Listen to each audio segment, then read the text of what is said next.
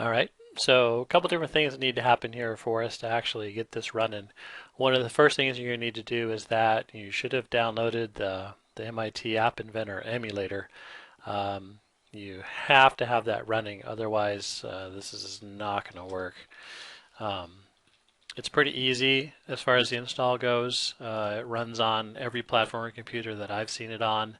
There's instructions for Windows 10, Linux, etc. So it depends on what you're doing. I'm running mine on a Windows machine. You can download it here. It's changed from version to version, but once you do get it downloaded, uh, here's what the process is going to be now. What you're going to do is you're going to start up this AI starter.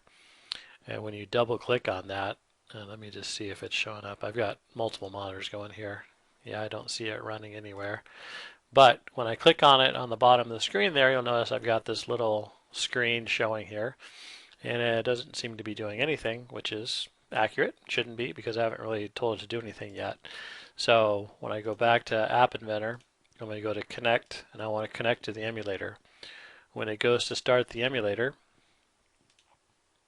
this is where it should start showing up, and you should see these numbers start popping up. And let me drag this emulator over here so that way you can see it. It should just take a few seconds. Every once in a while, you have to tell it to start twice. I don't know why that is, but as long as this little guy's cooking over here and the emulator is showing up here, this should be relatively fast once it loads. After you do it the first time, you don't have to close out of it, by the way. You can just keep right on running it and it will keep doing its thing. Um, Again, just going through, making sure everything is groovy. And let me go back and double check my screen here. Emulator is started.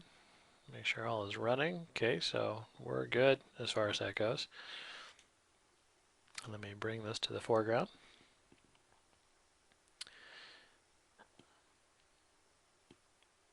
Once this loads, you should see the app as you did it.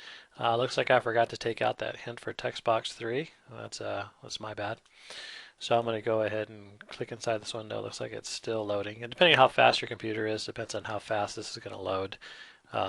This particular computer I'm using here is a beast, and if it's taking this long, then for sure it's going to take about that long to run on yours. So I'm going to give it a few more seconds here.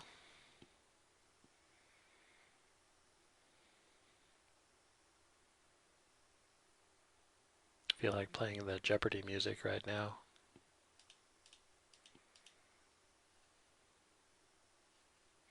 All right, now we're finally in. So we've got screen 1, and we're just going to give it a basic number, let's say 56.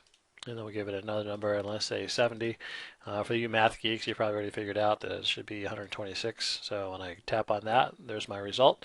And it's just that basic. But when you do yours, you're going to have an addition button, subtraction, multiplication, division, or square root. However you want to do yours is totally fine by me. When you get done with this, what you're going to do, and I know in my video or in my instructions they should say for you to go down, and when this is good, you're going to export the selected project to your computer. When you do that, it's going to download to your the download folder or wherever it ends up. When you go to show in folder, here's the file.